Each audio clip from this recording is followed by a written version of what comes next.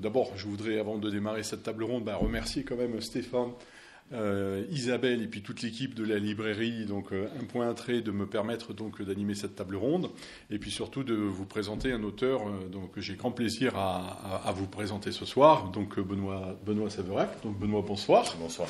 Donc c'est en voisin, enfin presque en voisin parce que la distance entre Lodève et Toulouse est un petit peu quand même conséquente, mais c'est quand même voilà, c'est presque en voisin que tu viens nous rencontrer ce soir. Donc pour nous parler de ton dernier roman, donc le tableau du peintre juif. Alors, quelques mots. Alors, Benoît, donc toulousain, alors pas né à Toulouse, mais en tout cas très attaché à la ville et puis à sa région, dont tu plantes parfois le décor de certains de tes romans. Alors, un petit mot un petit peu sur ton parcours. Tu as exercé de nombreux métiers. Alors, de très nombreux métiers, je ne vais pas tous les citer, sinon il faudrait faire une deuxième conférence, mais à titre d'exemple, professeur d'anglais, professeur de judo, tu as été aussi, alors ça peut-être plus de manière un peu plus surprenante, restaurateur de monuments funéraires. Alors quand on connaît le bon vivant que tu es et l'homme plein d'humour, c'est un petit peu surprenant. Tu as été aussi berger, comédien et puis aussi chanteur dans un groupe punk. J'ai vu ça sur ton site. Ça, c'est pas ce que j'ai fait de plus glorieux, mais oui, c'est vrai. Ah ben voilà. Donc ça fait partie quand même de ton CV. Ah oui. Et puis tu es aussi un grand amateur de jazz, puisque tu joues aussi de l'instrument, tu joues de la clarinette, je crois, c'est ça? Ouais, j'ai arrêté, mais il est possible que je m'y remette. Notamment pour des lectures musicales. D'accord. Et puis alors surtout, pour la cerise sur le gâteau, c'est que tu es aussi diplômé d'œnologie. Oui et non. Non, je suis dégustateur. Dégustateur. Je suis diplômé en dégustation, en sommellerie, D'accord. mais je suis pas œnologue. Bon, d'accord. Bon, donc en gros, tu es un vrai couteau suisse, d'une certaine manière. Voilà. Ouais. Alors bon, ce soir évidemment, tu es là parce que tu es aussi écrivain. C'est quand même ça qui nous intéresse le plus. Donc tu es auteur de littérature policière et de littérature noire. Tu es romancier, mais aussi novelliste. Tu écris aussi des nouvelles. Alors, tu as à ce jour, tu as écrit une dizaine de romans policiers ou romans noirs. Je parle au roman adulte. En adulte, ouais. En adulte, donc certains ont été primés. Et d'ailleurs, pour information, donc le tableau du peintre juif fait partie de la sélection finale, si je me trompe pas, du prix Quai du Polar qui sera décerné au fin mars, début avril, au festival qui porte le même nom et qui se déroule à Lyon et qui est, en tout cas en France, le plus grand festival dédié à la littérature policière et au roman noir, puisque en 3 jours, il y a à peu près 45 000 personnes qui visitent ce festival, qui participent à ce festival, et c'est l'occasion de rencontrer entre 50 et 60 auteurs différents qui viennent du monde entier. Donc si vous avez un jour l'occasion d'y participer, surtout n'hésitez pas, ça vaut le détour. Alors, donc auteur pour adultes, mais aussi auteur jeunesse. Tu as écrit pas mal de romans pour les jeunes, qui ont aussi été remarqués par la critique. Et puis donc tu as donc un touche-à-tout. Et tu es aussi un auteur qui a l'avantage aussi de s'ouvrir tous les horizons. Tu t'interdis aucun horizon. Tu es capable donc de t'intéresser, d'écrire un roman qui se situe dans la Rome antique, aussi bien qu'un roman que tu situes au début du XXe siècle, à l'époque des années folles, par exemple, ou plus récemment dans les cités, dans les banlieues. Alors, en l'occurrence, ton roman Trafic, qui traite qui se situe dans la banlieue toulousaine, que tu connais bien puisque tu y vis. Voilà. Alors, tu aimes aussi beaucoup, tu explores aussi beaucoup de sujets. Tu es capable d'écrire un roman, une intrigue autour du rugby, sur la question, puis tu t'intéresses aussi à beaucoup de sujets, à la question des migrants, par exemple, à la déshérence, donc je le disais, des quartiers populaires dans les grandes villes, qui sont prises dans les trafics de drogue et la radicalisation, etc. Et puis pour finir, tu aimes aussi jouer un petit peu avec les frontières des genres, parce que dans certains romans, des fois, on frôle un petit peu, tu t'approches un petit peu du fantastique, ce qui donne un petit côté acidulé à la lecture de tes romans. Alors, donc, pour résumer, donc tu as donc une plume vagabonde, et donc pour le lecteur, c'est à chaque fois une redécouverte de l'écrivain que tu es. Alors, justement, ce soir, on est réunis pour parler un petit peu du tableau du peintre juif. Alors, très rapidement, je vais évoquer le pitch un petit peu de ce roman.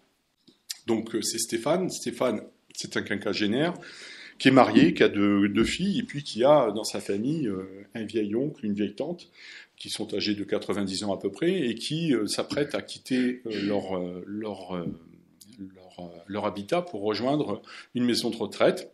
Et donc de temps en temps, ce Stéphane va rendre visite à cet oncle et à cette tante, et en perspective de déménager dans la maison de retraite, donc il se déleste progressivement des meubles, des objets qui ont fait leur quotidien, qui ont agrémenté leur quotidien au fil des années dans leur vie dans cet appartement. Et à cette occasion, et à l'occasion d'une visite donc de Stéphane à cet oncle et à cette tante, ils vont lui offrir un tableau. Ce tableau a une histoire un peu particulière puisque c'est un tableau qui a appartenu en fait au grand-père de Stéphane. Et là, il va découvrir aussi, par la même occasion, tout un pan de l'histoire familiale puisqu'il va découvrir que son grand-père était en fait un résistant et que pendant l'occupation allemande, il a protégé, caché et puis aider des juifs à échapper donc aux nazis et aussi les aider à rejoindre l'Espagne pour échapper à la Gestapo. Donc voilà, donc pour Stéphane c'est une révélation, c'est un choc. Et il va très rapidement, il va décider de porter cette histoire qu'il découvre totalement, de porter à la connaissance du monde et en faisant reconnaître la bravoure de son oncle, de son grand-père, en le faisant reconnaître juste parmi les nations. Donc il va entreprendre des démarches, puis il va rentrer en contact avec l'institution. Alors à chaque fois j'écorche le nom, donc je ne veux pas me tromper. C'est Yad Vashem, hein, voilà. Et donc il va être amené à un moment donné à se rendre là-bas avec son tableau, justement pour expertiser ce tableau et pour lui avoir la concrétisation de sa quête et de voir son grand-père reconnu juste parmi les nations. Sauf Benoît, que les choses ne vont pas se passer du tout comme prévu.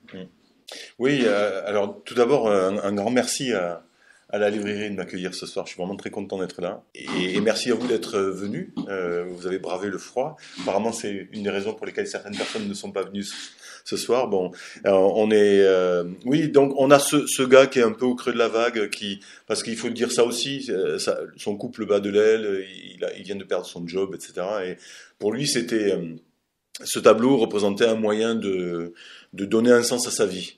Et évidemment, c'est pas forcément une bonne chose que d'essayer de donner un sens à sa vie à travers les exploits de quelqu'un d'autre, hein, notamment de son grand-père. Et ça va pas se passer comme prévu. Je dévoile rien parce qu'en fait, ça c'est dit dès le départ. Dès le premier chapitre, on apprend que, c'est un prologue en fait, on apprend que son tableau est saisi. Il est renvoyé à la frontière d'Israël. Il est persona non grata. Il a perdu son tableau. Il a perdu le fric que ce tableau pouvait représenter, parce que ce tableau est coté, et donc sa femme imaginait qu'on pouvait le vendre, qu'il pouvait rebondir et se refaire une santé au niveau économique. Et donc il perd son tableau, il perd son fric, il perd aussi la réputation de ses grands-parents, parce qu'elle est entachée d'un doute sérieux sur le véritable acte de bravoure du grand-père, qui peut-être aurait dénoncé ces juifs, et peut-être aurait spolié ces juifs. Et il rentre en France, et en plus il a perdu sa femme, parce que sa femme s'est barrée, quoi. Il lui a dit, si tu pars là-bas en Israël faire ça, moi je te quitte. Bon, et puis elle le fait, quoi. Et on a ce point de départ du roman, c'est une enquête familiale de ce gars qui va partir sur les traces de son grand-père, sur les traces du peintre juif, parce qu'il n'arrive pas à croire que son grand-père ait pu faire ça.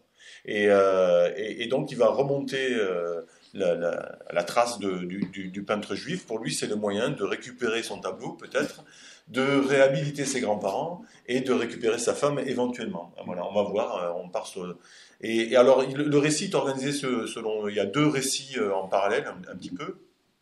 Il y a le récit de ce type-là aujourd'hui, donc on est dans un récit contemporain de ce gars qui remonte la trace du peintre juif, et puis on a le récit historique, 75 ans plus tôt, de ce peintre juif et de son épouse, qui eux fuient, d'abord ils sont dans le Luberon, et puis ils fuient à travers Dieu-le-Fil, les Cévennes, Toulouse, les Pyrénées, l'Espagne, et ils essaient de rejoindre l'Amérique, comme de nombreux juifs l'ont fait pendant la guerre.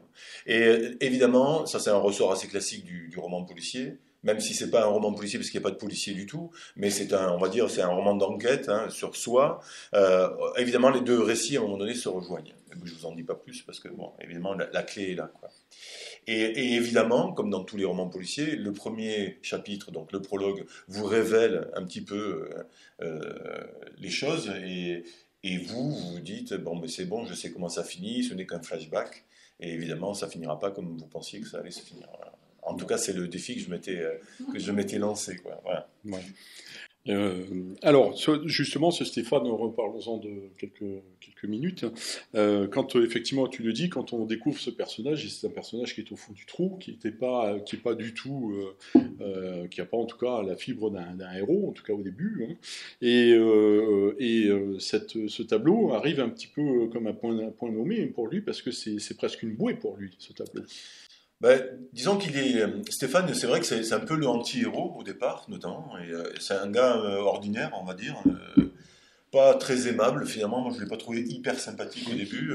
Il est plutôt, on dirait pas loser parce que j'aime pas ce terme-là. Parce que c'est un peu dur, et puis, mais ouais, il est quand même au creux de la vague et il a tendance à geindre un petit peu, à se complaire un petit peu là-dedans.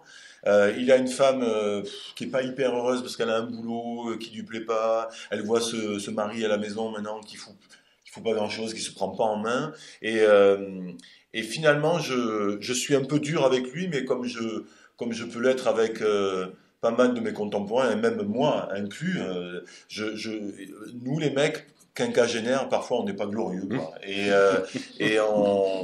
oui, on a tendance à se plaindre, et oui, oui, moi en tout cas, moi les femmes que j'ai connues dans ma vie m'ont aidé à arrêter de me regarder un peu le nombril et à essayer d'aller de l'avant. Ce roman, c'est un roman initiatique finalement, quoi. Parce que ce gars-là, oui, certes, il y a l'enquête que vous allez tous suivre en essayant de savoir qu'est-ce qui va se passer, etc. Mais la véritable histoire, elle est sur ce gars qui fait son cheminement et qui enfin, à 50 balais, passe au-delà de sa crise d'ado, quoi. En fait, moi, je connais plein de mecs autour de moi qui ont, enfin, je sais pas, je crois que mesdames, enfin, vous pourrez, ou même messieurs, vous pouvez quand même confirmer, quoi. Il y a plein de mecs qui, autour de moi, ont mon âge et ont toujours pas fait leur crise d'ado. Et ils sont toujours au sein de leur femme comme ils étaient au sein de leur mère. Et moi, ça, je trouve ça. C'est quelque chose qui me désespère, c'est quelque chose que je méprise assez facilement, mais parce que c'est quelque chose que je reconnais chez moi. Et donc je suis pas très fier. Et je pense que oui, bah, il faut dépasser ça. Et Stéphane, lui, on va l'obliger à dépasser ça de façon un peu violente. Quoi. Il va se retrouver en garde à vue en Israël, quoi. Ce qui est dur. Mais bon, ça va. Il a touché le fond et là maintenant il va rebondir. C'est ça qui m'intéressait moi. Et toujours dans mes romans, l'idée c'est que mes personnages, j'aime pas qu'ils soient monolithiques. Ni blanc ni noir déjà, mais même quand ils sont ceci ou gris cela, il faut qu'ils évoluent aussi. C'est ça qui est intéressant dans un roman, c'est quand les personnages évoluent par rapport à eux-mêmes, mais aussi par leurs interactions entre eux, quoi. Et que les personnages puissent aller d'un point A à un point B. C'est pas très intéressant quand quelqu'un est détestable tout le long ou admirable tout le long. C'est un peu ennuyeux, ça. Moi, je pense que c'est plus intéressant quand on est finalement dans ce que nous sommes nous. Et c'est en cela que c'est un roman noir. Noir, ça ne veut pas dire glauque. Hein. Noir, ça veut dire un roman réaliste. Qui parle de ce que nous sommes, qui parle de la société dans laquelle nous vivons et des interactions que nous avons entre nous. C'est pour moi la définition du roman noir. C'est que quand on referme un roman noir, normalement notre regard de lecteur est altéré sur ce dont l'auteur a parlé. Notre regard est perverti, finalement. On ne peut pas refermer le bouquin en se disant « Ouf, la vie est bien tranquille, tout va bien, je peux fermer ma porte à clé et c'est terminé. » Ça, c'est les romans policiers. Justement, c'est quand le méchant, à la fin, il est puni, il va en prison et ouf, la société peut reprendre son cours. Mais non, un roman noir, c'est l'inverse. C'est plutôt que de mettre de l'huile dans les rouages, on met un peu des grains de sable. C'est ça qui est intéressant. Alors dans ce roman aussi, tu abordes des points qui sont des points, enfin, je veux dire historiques. Alors sur la période 39-45, il y a beaucoup de livres qui ont été publiés, des films, etc. Tu abordes la question, par exemple, dans ce roman, la question de la spoliation des biens juifs. Alors d'abord, ce qui est intéressant dans ton bouquin, c'est que sur ces différents points-là, sur ces différents aspects, c'est que tu abordes ces sujets-là, mais à hauteur d'homme, c'est-à-dire à travers la vie de ce couple qu'on va suivre tout au long du roman, et parallèlement aussi la quête de Stéphane qui est sur leur piste. Alors on s'imagine que... Juste un point, Oui. excusez-moi, sur ça c'est important, l'auteur d'homme, je crois que c'est ce qu'on recherche dans la fiction et dans la littérature, c'est non pas l'universel, moi j'y crois pas tellement à ça, c'est l'individuel. Et c'est l'individuel qui fait le sentiment d'universalisme ou d'universalité. C'est toujours à hauteur d'homme. Il faut être là, moi je pense, quand on écrit, à hauteur de l'individu. Et c'est ça qui fait qu'on s'identifie, qu'on entre en empathie pour le personnage. Et c'est ça qui fait qu'on peut en retirer ensuite des leçons d'universalité. Ouais. Et alors qu'un journaliste ou un historien va être à hauteur de société, à hauteur d'histoire. Et c'est la différence, je pense, entre la littérature ça permet aussi de mieux comprendre justement ce que l'historien va nous expliquer. Ça permet de le vivre différemment, voilà. En tout cas. Ouais. Peut-être pas de mieux comprendre, parce que les historiens font quand même un sacré boulot, mais moi, je suis admiratif et très intéressé par les travaux des historiens, mais le but n'est pas le même. Voilà, le but n'est pas le même. Et tu abordes la question je disais, de la spoliation des biens juifs. Alors évidemment, on a tous une vision, on imagine que ça se passe tout systématiquement, justement dans les pays occupés par les troupes allemandes, qu'ils en profitent pour piller, etc., mais pas seulement. On se rend compte à travers ton bouquin, par exemple, que même en dehors des frontières de la France occupée, il y a tout un réseau qui existe justement pour aspirer ces biens juifs. En Espagne en particulier. Oui. Mais en même temps, ce qui est intéressant quand on fait des recherches là-dessus, c'est de se rendre compte que dès 1943, les Américains notamment, les accords de Bretton Woods, etc., étaient déjà en place pour déjà commencer à répertorier et pister les fuites. C'était déjà... on était déjà à la recherche des œuvres et la loi était déjà en place, parce que Bretton Woods ça fait loi, quoi. Et donc 44, 45, il y avait beaucoup de choses qui avaient déjà été tracées, on savait qui était où, quoi était où.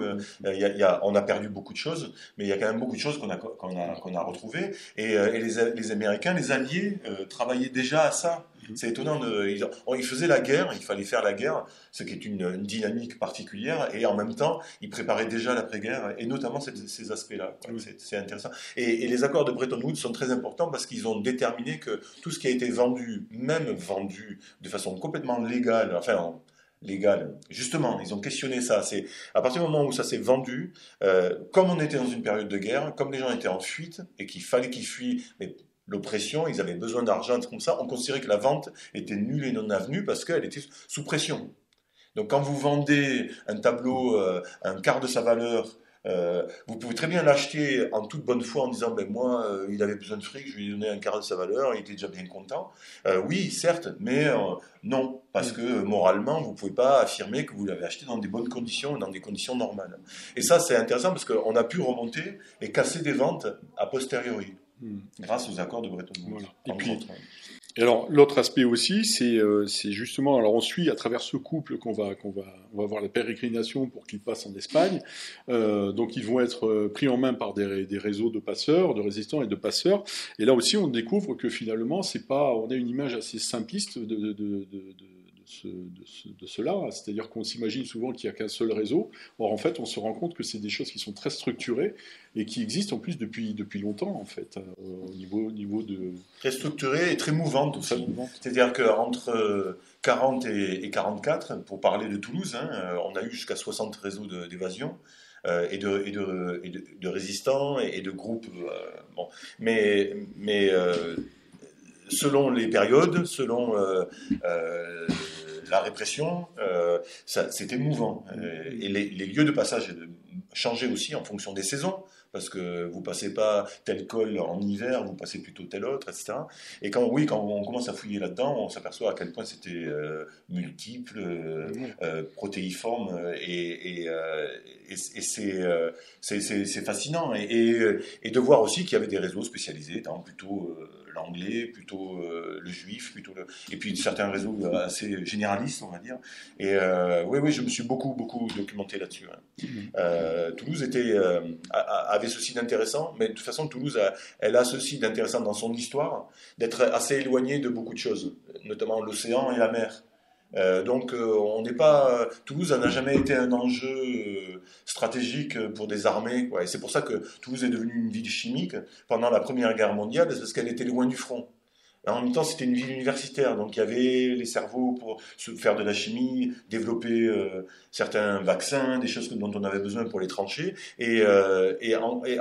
Entre 39 et 45, ça a été la même histoire. Toulouse a pu être un gros nœud de résistance. On pense souvent à Lyon, etc., mais Toulouse l'a été aussi, mais plus discret. Parce qu'il y avait moins d'enjeux, les Allemands pensaient qu'il y avait moins d'enjeux, alors que ça a été quand même très très important. Et puis peut-être aussi que si les réseaux étaient aussi bien structurés, surtout dans cette région-là, c'est qu'il y avait aussi, alors à l'inverse, c'est qu'il y avait aussi des réseaux qui avaient permis à des républicains espagnols de venir en France. En fait, non, c'est plutôt dans le sens. C'est-à-dire qu'il y a beaucoup de réseaux qui ont été organisés par des républicains espagnols qui avaient trouvé refuge en France, plus ou moins bien accueillis d'ailleurs en 1939, et puis qui eux se sont beaucoup investis dans la résistance. On doit beaucoup au FTP MOI ou moi ou MOI, qui étaient donc les internationaux, et notamment les Espagnols, les républicains, qu'ils soient anarchistes ou communistes, on leur doit énormément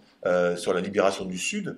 Et bon, après on les a lamentablement abandonnés parce que eux voulaient enchaîner sur libérer l'Espagne du joug franquiste. Et là on a dit non, bof, on s'arrête là. Mais parce que eux, les Américains avaient des intérêts à avoir. Franco avait bien joué le double jeu et on préférait un Franco pas trop fou, qui d'ailleurs n'était pas entré en guerre. Il était malin pour pas ouvertement entrer en guerre. On préférait Franco plutôt qu'un État communiste en Europe. Et donc on a abandonné. Et il y a eu une bataille dans le Val d'Aran, et puis ça a été terminé. Ils se sont fait laminer à ce moment-là, quoi. Mais De Gaulle, quand il est venu à Toulouse en 1944 pour serrer la pince des résistants, a refusé de serrer la pince des FTP MOI, quoi. C'est quand même pas très élégant, quoi. Alors De Gaulle, oui, c'est très bien, il a fait beaucoup de choses très bien à ce moment-là, mais là, ça, non. Il est allé serrer la main des gens qui étaient des Français sous l'autorité de Londres. Alors, ce roman, je pense que je ne vais pas me tromper. Alors, c'est vrai qu'un auteur est toujours très attaché au dernier roman qu'il publie, mais je pense quand même que ce roman-là va avoir une place particulière dans ta biographie, parce qu'il trouve dans son inspiration quand même dans quelque chose d'un petit peu original, pour le coup. Oui, alors ça, c'est vrai que c'est mon roman, finalement. Avec Tu es le fils, donc le roman qui a précédé, j'étais déjà allé sur des rivages assez personnels, mais qui étaient très déguisés. C'était loin de moi, mais c'était des questionnements qui étaient vraiment les miens, qui sont les miens depuis que j'ai commencé à écrire. Une espèce de sillon que je creuse comme ça, qui est celui de l'héritage familial, la paternité, l'ascendance. Bon, toutes ces questions-là du rapport au père sont très présentes chez moi depuis longtemps. Je m'en cache pas. Il n'y a pas besoin de faire 10 ans de psychanalyse pour comprendre que quand j'ai sorti Tuer le fils, déjà le titre Tuer le fils, bon, on est dans le jeu de miroir avec l'expression freudienne il faut tuer le père, nanani, nanana. Et la même année, pour les ados, j'avais sorti un bouquin qui s'appelait Le jour où mon père a disparu. Donc voilà, j'étais arrivé à la cinquantaine où je pouvais affronter ces questions-là de façon un peu plus frontale. C'est pas très bien formulé, mais c'est ça. Et avec le tableau du peintre juif, j'ai franchi un pas supplémentaire. J'ai carrément mis en scène ma famille. C'est-à-dire que... Mais alors, tout s'arrête au début. Le point de départ est complètement... est très similaire à l'histoire de ma famille, à savoir qu'en 2018, j'ai hérité d'un tableau. Et après, tout le reste est inventé. Et d'ailleurs, c'est gonflé parce que j'ai mis en scène mon grand-père. Mon grand-père ressemble beaucoup au grand-père de Stéphane, mais vraiment beaucoup. J'ai parlé de sa maison, qui est la maison de mon enfant, pas de mon enfance, mais de l'enfance de ma mère, qui vient de Génoyac. Je parlais de Génoyac, dans les Cévennes, hein, donc. Enfin, on était vraiment... j'y suis allé à fond.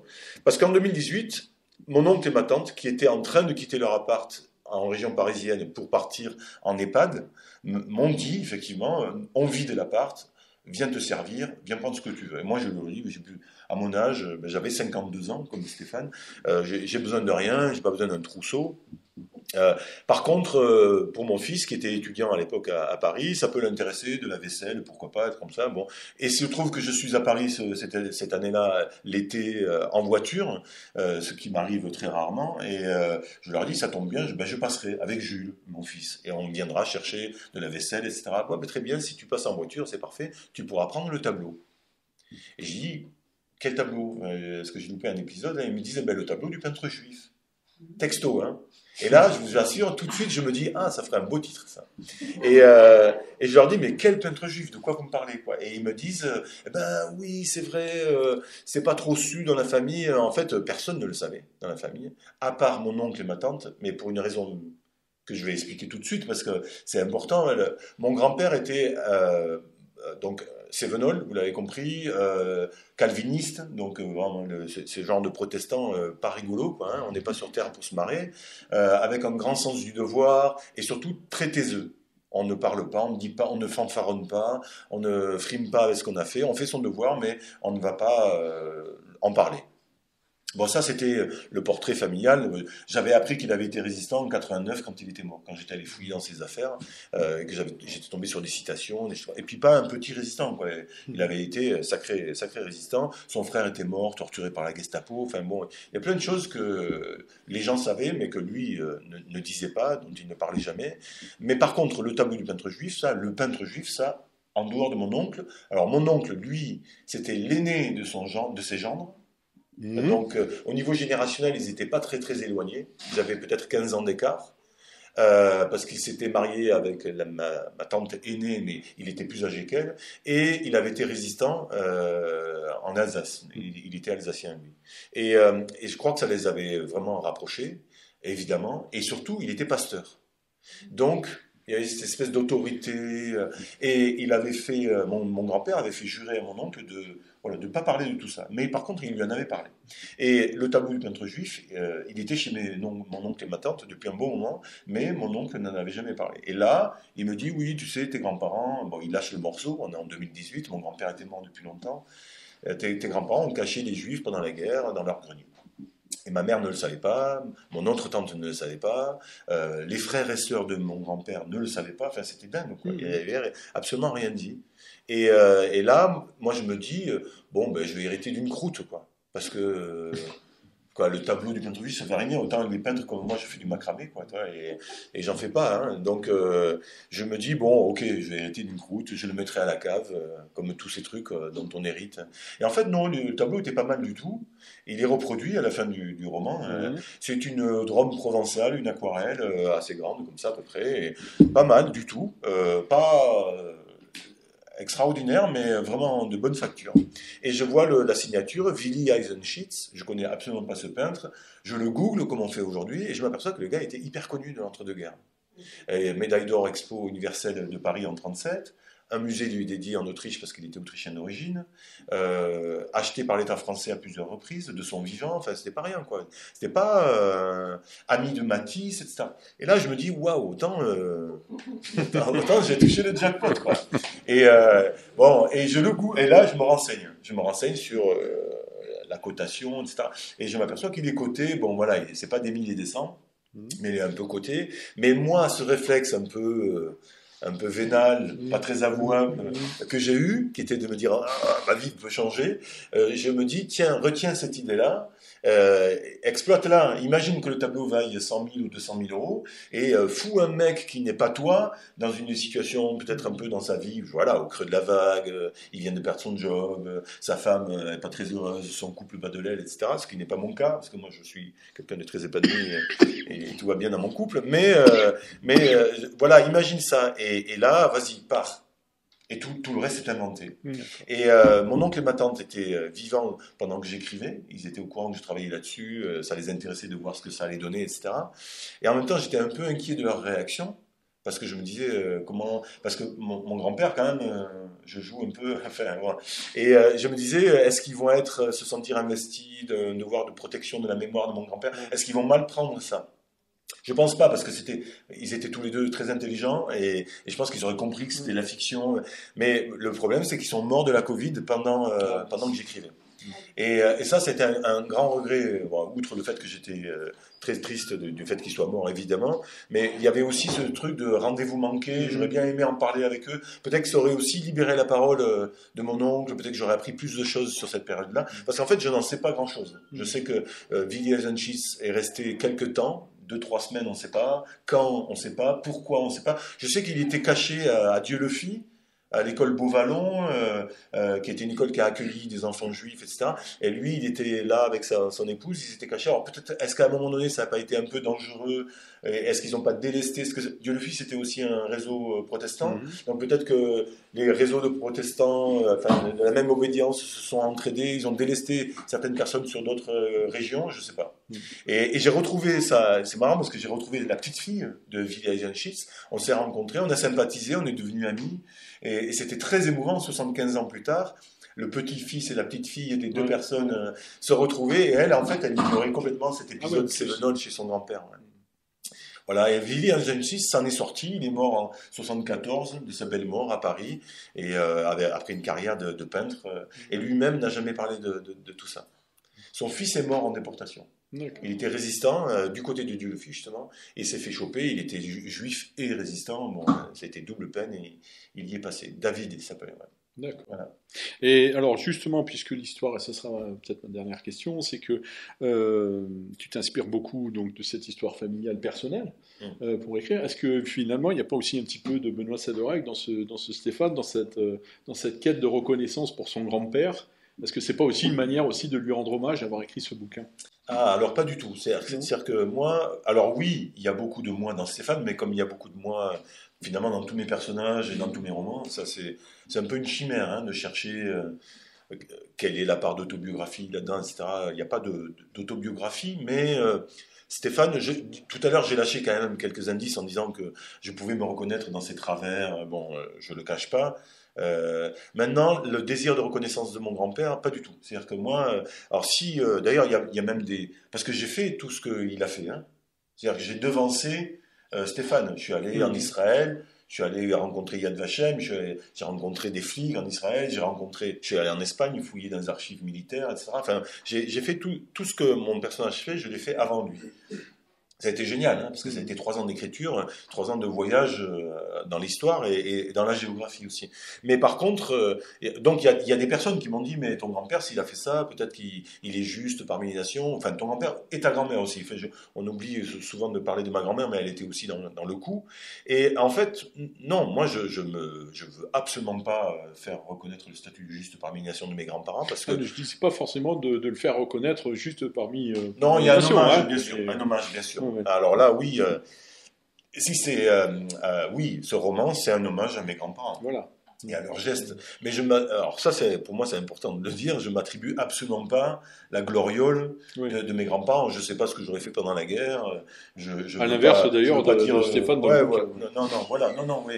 Je me méfie des gens qui s'approprient la gloriole de leurs ancêtres. Tout à fait. Il y en a beaucoup. Mais moi, peut-être que je m'en méfie parce que j'ai peut-être ce travers-là aussi terré au fond de moi. Mais là, c'est toujours pareil. On saura pas. Mais non, moi, je veux pas. Mais oui, il y a un hommage à mes grands-parents. Je trouve que c'est chouette ce qu'ils ont fait. Quoi. Ouais. Bien, mais écoutez, je vous remercie beaucoup pour votre participation à cette table ronde. Et je remercie bien évidemment Benoît. Merci à toi Bruno Voilà. pour cette table ronde extra. Merci Et encore à la librairie. Merci encore à Stéphane et puis à la librairie Un Point un Trait. Voilà. Merci beaucoup. Merci à vous.